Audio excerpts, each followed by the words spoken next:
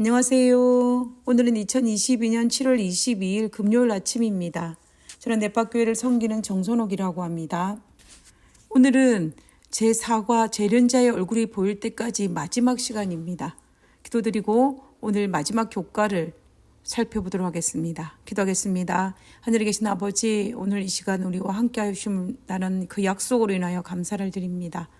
날마다 하나님을 바라보게 하심을 인하여 감사를 드립니다. 날마다 하나님의 말씀을 우리의 가까이에 둘 수 있는 자유와 평안과 또 하나님을 사모하는 마음을 허락하심을 인하여 감사합니다.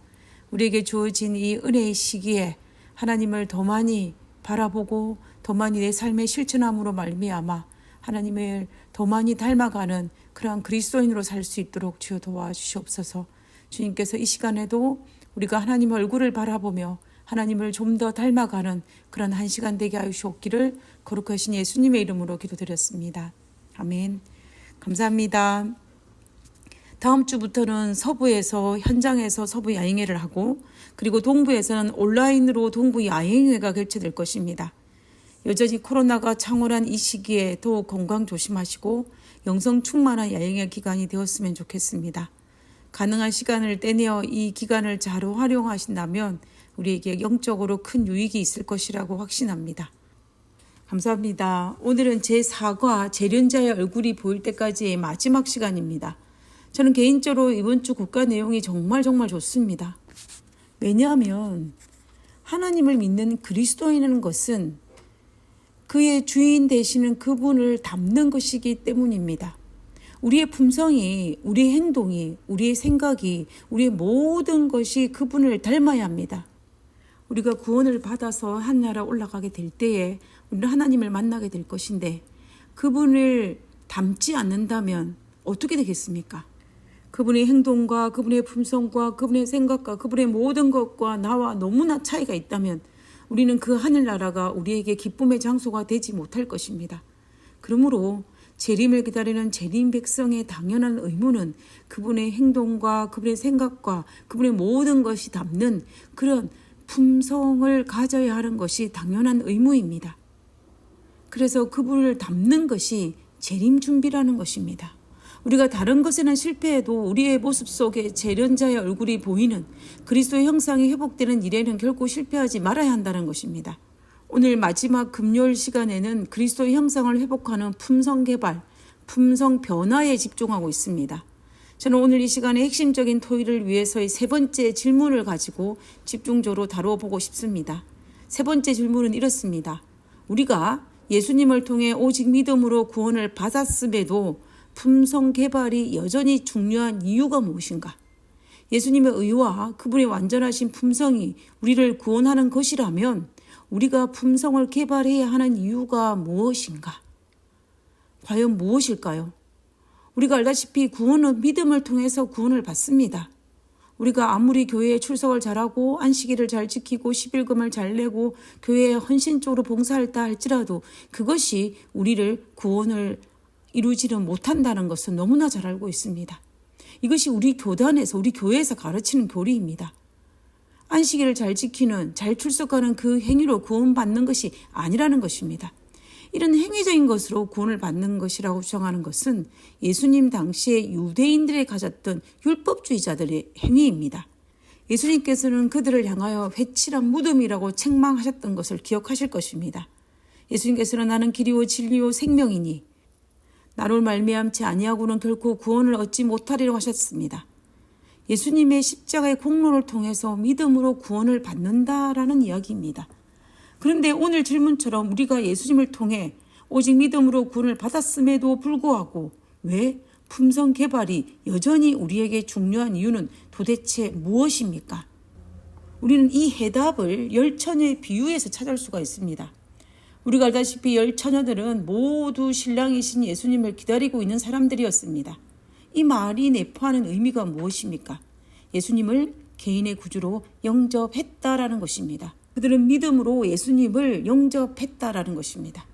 그러면 열 처녀 모두 구원을 받을 수 있지 않습니까? 당연히 받을 수 있습니다. 그런데 문제가 무엇이었습니까? 문제는 신랑이 더디올세입니다. 재림이 지연된 것입니다. 창세기 3장 15절에 예언된 인류를 구원한 여자의 후손을 아담 시대부터 시작하여서 오랜 시간 동안 기다렸습니다. 아담이 첫 아들 가인을 낳고 이 아이가 혹시나 하나님께서 약속한 그 아이가 아닐까라고 기대하였다라고 했습니다.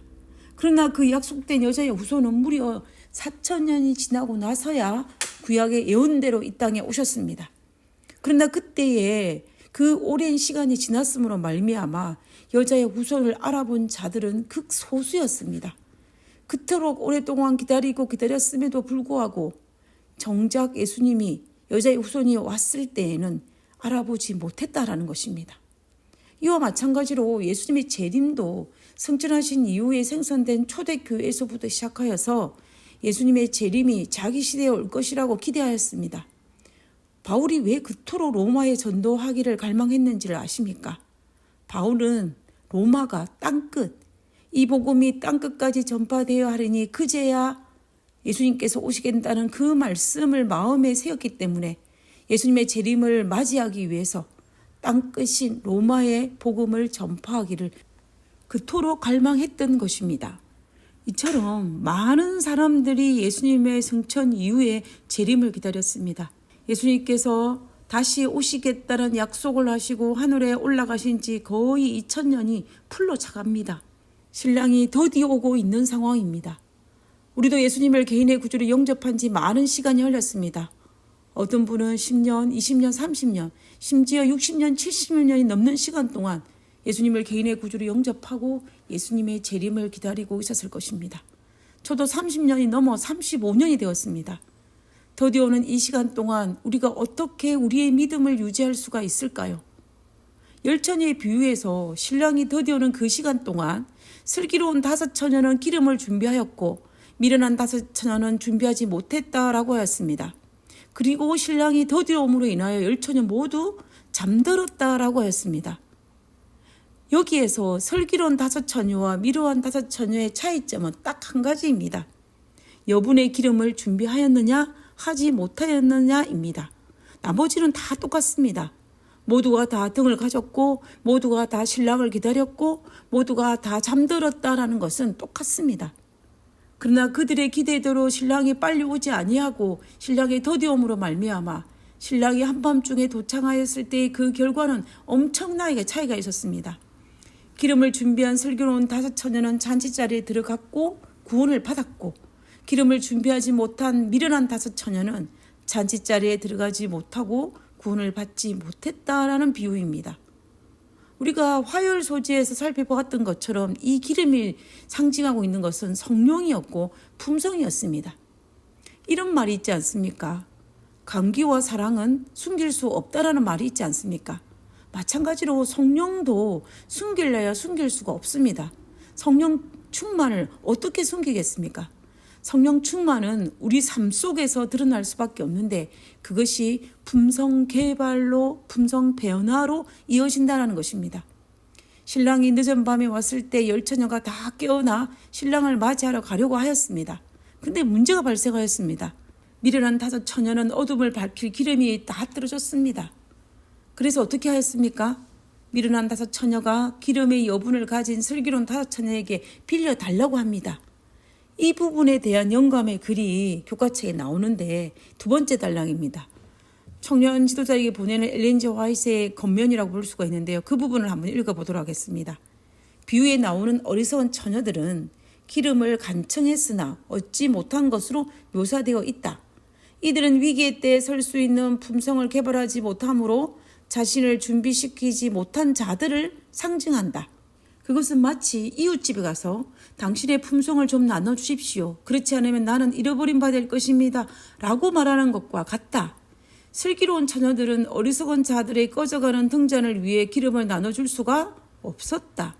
품성은 양도할 수 있는 것이 아니다. 그것은 사거나 파는 것이 아니라 체득해야 하는 것이다. 주님께서는 각 개인에게 은혜의 시기 동안 의로운 품성을 체득할 기회를 주셨다. 그러나 그분께서는 한 사람의 인간 대리자가 다른 사람을 대신해서 힘든 경험을 통과하게 하시거나 크신 교사로부터 교훈을 배움으로써 개발할 수 있는 품성을 거저 나눠주는 방식을 사용하지 않으셨다. 이 부분이 중요합니다. 무슨 말이냐면 다른 사람이 나를 대신하여서 의로운 품성을 체득할 수도 없고 그 품성을 나눠줄 수 없다는 것입니다.